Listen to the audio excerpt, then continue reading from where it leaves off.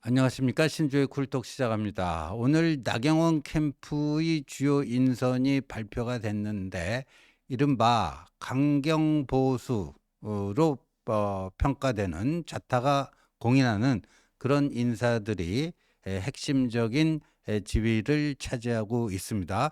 먼저 나경원 캠프를 전체적으로 총괄할 상황실장의 강승규 강승규 의원은 뭐 저도 개인적으로 잘 압니다만 나경원 의원과는 굉장히 밀접한 사이였죠. 18대 때 같이 긴밀하게 활동을 했었고요.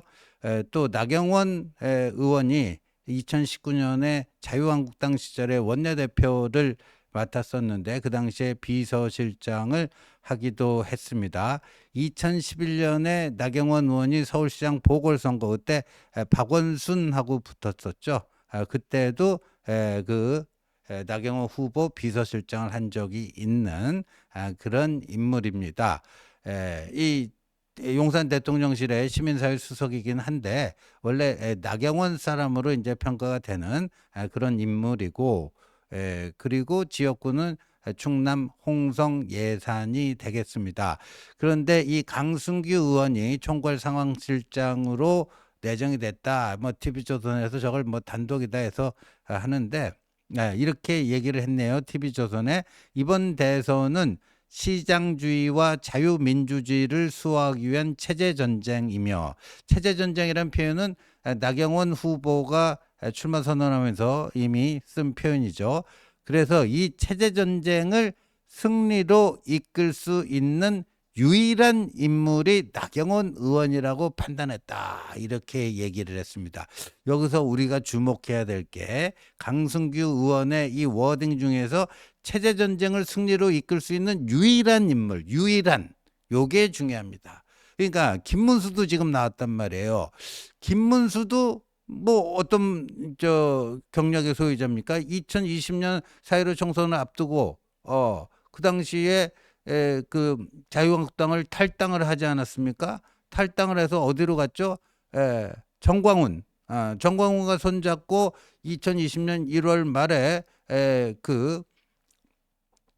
지금의 자통당을 만들죠. 자유통일당. 초대 대표를 한 사람 아닙니까?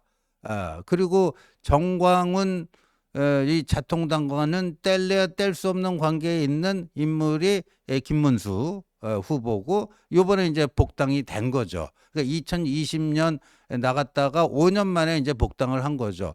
그런데 그 김문수가 있는데 김문수도 체제전쟁 얘기를 출마 선언하면서 했습니다. 이 체제전쟁은 주로 이제 윤 전 대통령 지지자들이 잘 쓰는 표현입니다. 반국가 세력 척결해야 되고, 반국가 세력을 척결하는 것이 바로 이 자유민주주의를 지키기 위한 체제전쟁이다. 뭐 하는 거죠. 그런데 이 체제전쟁 승리를 이끌 수 있는 유일한 인물이 나경원이다. 그러니까 김문수는 아니다. 뭐 이런 얘기 아니겠습니까? 그러니까 김문수마저도 별로 탐탁지가 않다. 뭐 그런 식의 걸로 해석이 되는데, 자, 오늘요. 그 상황실장 이외에 다른 것도 좀 볼까요? 정책총괄본부장에는 삼선 이만희 의원, TK 출신이죠. 경북 영천 청도입니다. 근데 그 이만희 의원은 김문수 후보가 국회에서 출마 선언할 때도 거기에 배석을 했던 인물인데 김문수 쪽으로 안 가고 나경원 쪽으로 갔네요. 그래서 정책총괄본부장, 상황실장은 얘기했죠. 조직총괄본부장이 박상웅 의원이다. 경남 밀양, 의령, 함안, 창녕 여기다. 그 다음에 국방안보위원장이 임종득, 여기가 또 TK, 영주, 영양봉화다. 여기에 또 용산의 그 수석급이죠. 국가안보실 제2차장을 했었고요. 제일 그 눈에 띄는 건 수석 대변인, 김민전 비례대표, 국회의원, 김민전 비례대표 국회의원이 나경원 캠프의 수석 대변인으로 갔다. 뭐 그다음에 조직본부 수석부본부장, 뭐 저분은 원외 당협위원장 같습니다.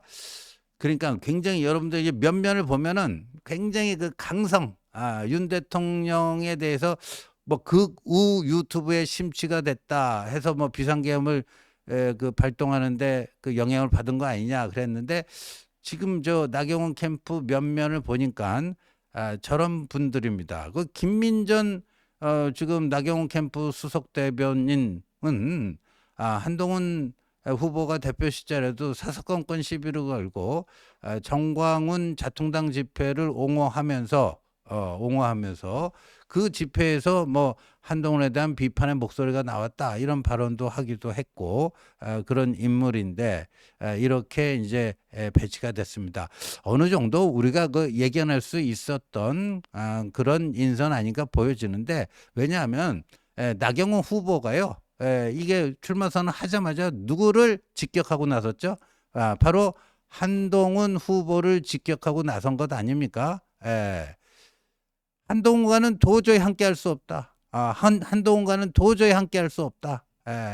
뭐 이렇게 얘기한 거 아닙니까? 한동훈과는 도저히 함께할 수 없다. 왜? 탄핵 찬성했으니까. 그런데 나경원 후보 말이죠. 지난주 금요일에 국회 본관 앞 계단에서 출마 선언을 하고, 그리고 기자들과 1분 1답을 하는데, 자신이 대통령이 돼야 될 이유 중에 하나가 자신은 진정한 의회주의자다. 그런 이유를 대니까 기자들 중에 누가 진정한 의회주의자라면 나 의원님께서는 작년 12월 3일 비상계엄 때 의회를 지키러 왔었어야 되는 거 아니냐. 계엄군이 국회를 침탈하러 이렇게 왔는데 그때 뭐 하고 계셨느냐. 진정한 의회주의자라면 그걸 맞서서 지키러 국회로 왔었어야 되는데 어디서 무엇을 하고 계셨는가 이렇게 물었더니 거기에 대해서 뭐 좀 버버버 하면서 제대로 답을 못하고 피해버리는 그런 광경이 연출이 됐는데, 그런데 계엄을 앞장서서 막은, 목숨 걸고 앞장서서 막은 한동훈에 대해서는 함께 할 수 없는 후보다. 뭐 이런 거죠. 이런 거예요. 그래서 제가 어제도 좀 분석을 했지만 이게 쭉 보면요. 이 나경원의 이 전략은 뭐냐? 김문수를 왼쪽으로 밀어내고, 지금 후보 중에서 가장 강력한 오른쪽 끝자리를 본인이 차지하겠다. 그리고 4월 4일 대통령 파면이 그 결정된 이후에 한남동 관저를 갔다 왔다. 본인 말로는 자신이 먼저 찾아간 게 아니라 윤 전 대통령 측에서 연락이 와서 갔는데, 그때 대선 출마를 윤 전 대통령이 권유하시더라.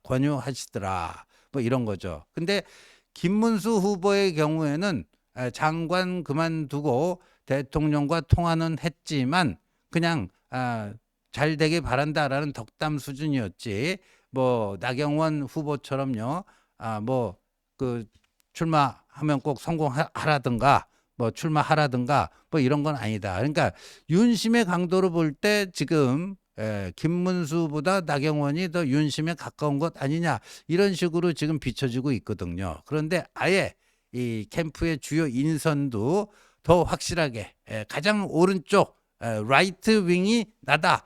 그러니까 나경원의 우양우 전략이죠. 우양우 전략. 근데 보통 그렇게 오른쪽 가상자리로 가면은 이 중원에서 멀어지기 때문에 오히려 득표력이 더 축소되는 것 아닌가. 보통의 상식으로는 그렇게 생각을 합니다만, 요번 이제 이 대선 후보 경선 때는 이 당원들의 지형이 아직도 그 윤 전 대통령을 따르는 그 윤심이 막강한 영향력을 미칠 수 있다. 나경원 후보는 그렇게 판단했으니까 지금 이렇게 전략을 갖고 가는 것이고, 그리고 그거를 보여주기 위해서 또 하는 게 뭐냐? 한동훈은 무차별 폭격을 해야 된다. 한동훈은 무차별 폭격해야지 자신의 그 선명성이 김문수보다도 더 아주 명징하게 드러날 수 있지 않겠는가 하는 거예요. 그러니까 나경원 후보 측의 전략은 이제 어느 정도 이제 나온 것 같습니다. 그러니까 지금 주요 후보 중에서 가장 오른쪽에 위치하겠다. 오른쪽 가상자리에 위치하겠다. 그래서요, 그 나경원 후보 캠프 그 젊은 대변인인데 심지어 페이스북에 한동훈의 정체성은 반국가 세력과 일맥상통한다. 심지어 아니 그 당내에서요. 한동훈 후보를 향해서 배신자다. 윤석열 대통령 법무부 장관도 시켜주고 비대위원장도 시켜주고 그랬는데 배신자다. 이런 얘기 하는 거는 저는 뭐 수도 없이 들었습니다만 이제 한동훈을 반국가 세력이라고 공격하는 이 지경까지 왔습니다. 한동훈이 반국가 세력이다. 한동훈이 반국가 세력이다. 좌파다. 이재명이나 한동훈이나 도낀 객낀이고 한동훈도 좌파다. 친중 좌파다. 전혀 그 사실무근해 뭐 이런 거하고. 그러니까 지금 나경원 캠프의 대변인이 자신의 페이스북에 저런 식으로 그냥 어디 뭐 찌라시성 글을 돌리는 게 아니라 아예 노골적으로 저렇게 쓰고 있습니다. 저렇게 쓰고 있어요.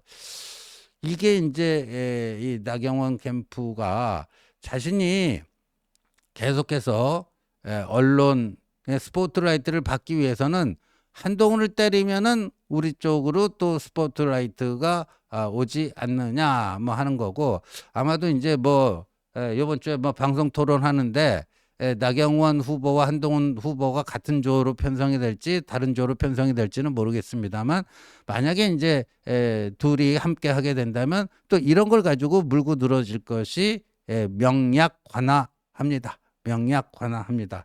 나경원 캠프에 이제 이런 것들이 보여지고, 그리고 이제 뭐 수석 대변인 뭐 김민전 그 비례대표 의원이 또 틈만 나면 또 한동훈 공격을 하지 않을까 이런 겁니다.